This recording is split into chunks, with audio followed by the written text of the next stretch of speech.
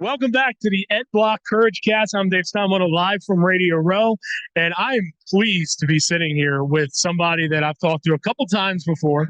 He's the morning show host on SiriusXM Mad Dog Radio, Damon Amendolara. Damon, it's great to see you. Last time we talked, you were on CBS Sports. Take me inside. What led to the change? Yeah, well, SiriusXM is a place that I've always really been a sports fan. Has drawn me in because they have all these sports channels. They have all the local broadcasts. You can listen to your favorite radio broadcast, your favorite team every single week. And they just have all of this plethora of sports content. So I was always a fan of it and also a huge music fan. And so they had an opening in their morning slot. And they asked me if I'd be interested. And I said, I love my time at CBS Sports Radio, man. It was an amazing 11 years, but that's an incredible opportunity. And so it all kind of came together in the fall, and we started in early October.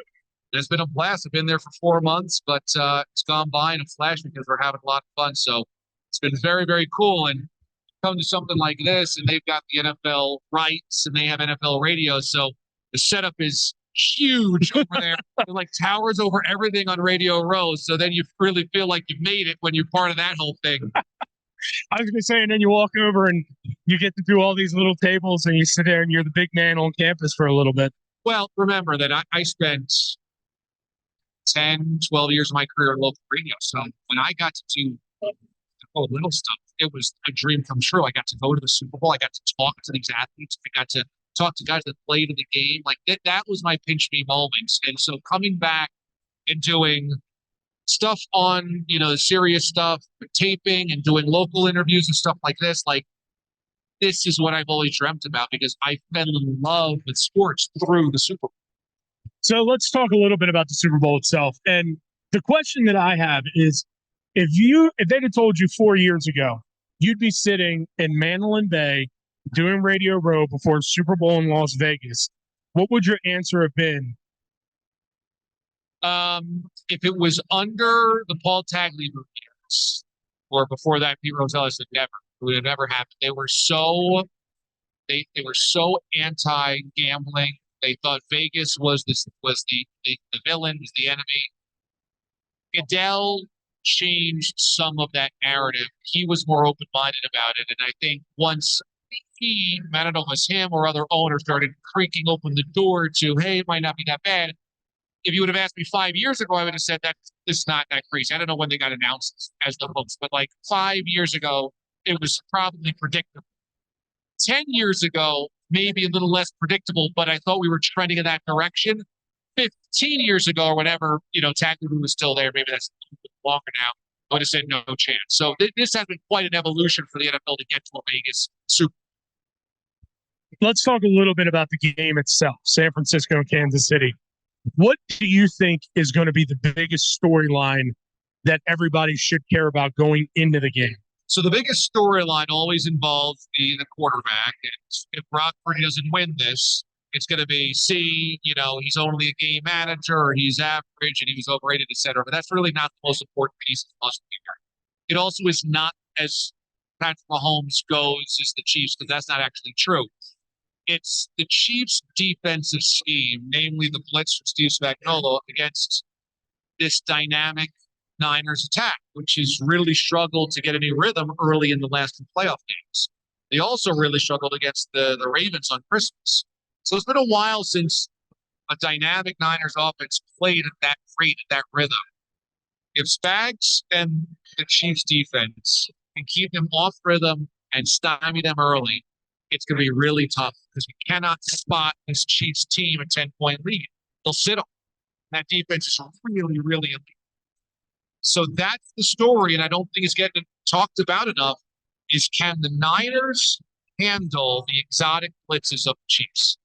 Yeah, because you're so right. And we had Cody Benjamin from CBS Sports before, and the conversation is going to be about Brock Purdy and the conversation of, well, can he do it when the pressure's on?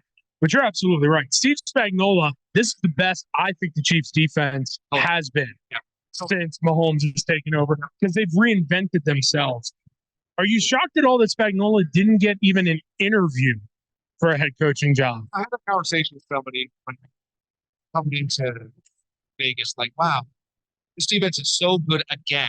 Spags is not part of the conversation, but I'm not that surprised because if Bill Belichick and Pete Carroll and Mike Vrabel can't get a job, then I mean Steve Spagnuolo has a lot less of a head coaching track record than them. So I'm not surprised owners are going with unproven commodities to find the next big thing. Spags has already been there, done that. But in terms of a defensive acumen, defensive coordinator, my God, his defense this year is so darn fast and good and smart that they're hard to beat. Hard to beat. Yeah, they have that ability to take the counter, take your punch, and hit you back before you can even take it. Talking about Mike Vrabel, you're not intimidated by his size, are you? Because apparently some are. I am, but I would still hire him. I mean, I don't understand that idea that you can't hire a guy that maybe is too big. I mean, if that's true, that just shows you how silly some of the decision making is around the NFL in terms of head coaches. That cannot be something that you're worried about. People can't worry about confrontation that they don't want to be in the middle of it.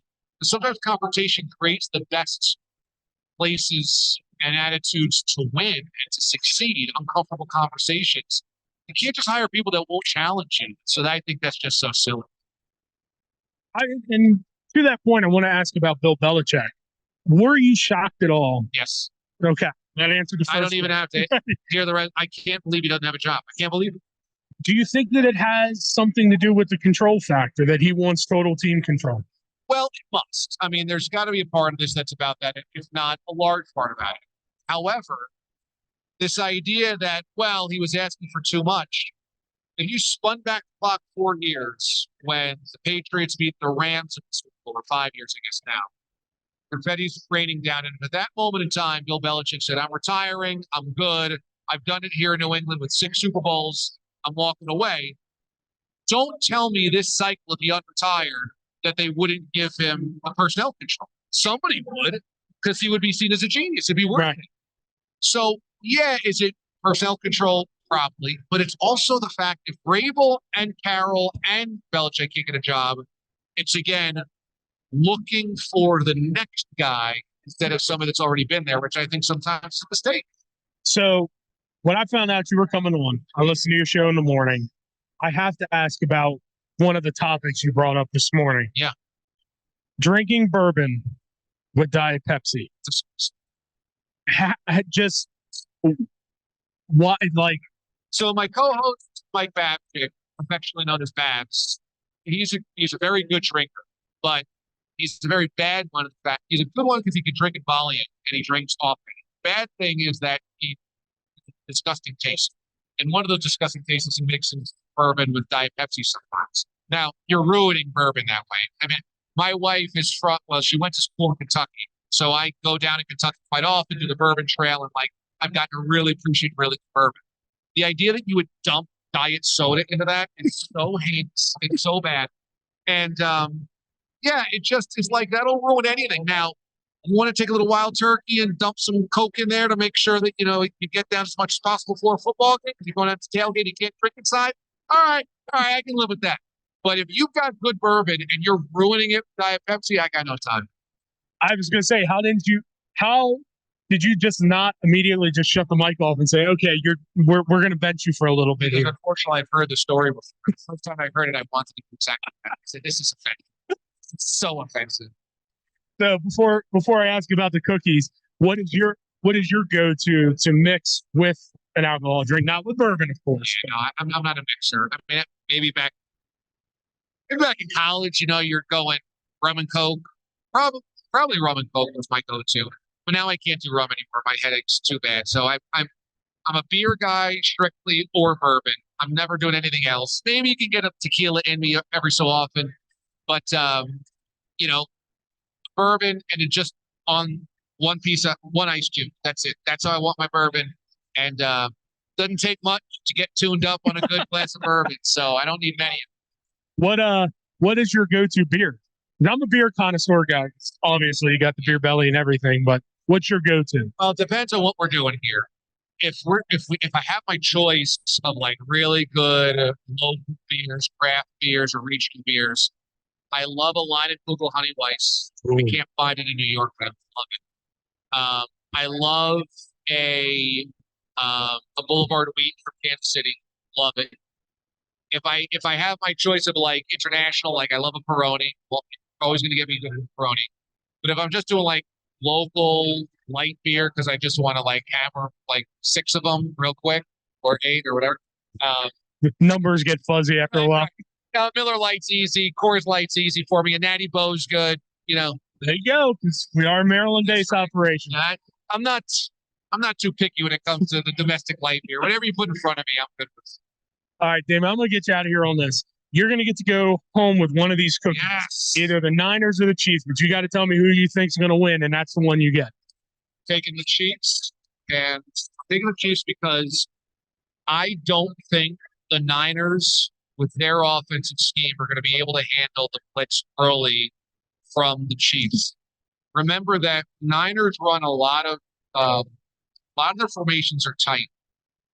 When you're tight to the line, the defense doesn't have as much room to go with when they line up against you. So they don't have to give away their tells. You're going to see, I think, Spagnuolo take advantage of that, and they're going to blitz the hell out of Brock Purdy, and I don't think Brock's going to handle it well, and I think it's going to give the Chiefs a chance to get a lead. Let's say it's 17-7, something like that, and I think that defense is going to sit on it. So I think the Chiefs win this football game. Well, this is not a good omen so far, by the way. Everybody that has been here has picked the Chiefs. That's what I'm worried about.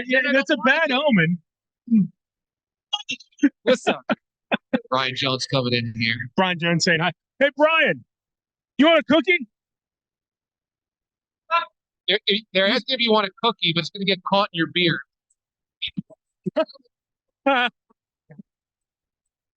See you, Brian. All right, Damon. Thank you for taking some time. Yeah, my pleasure. This is a lot of fun, man. And hopefully we see a little bit more of Damon closer to April at the Ed Block Courage Award. I would love to come down. You guys do amazing stuff, man. And the Ed Block Courage Award is, and the foundation does. I have a lot of respect for. So anything you guys need, let me know. All right. More in a moment.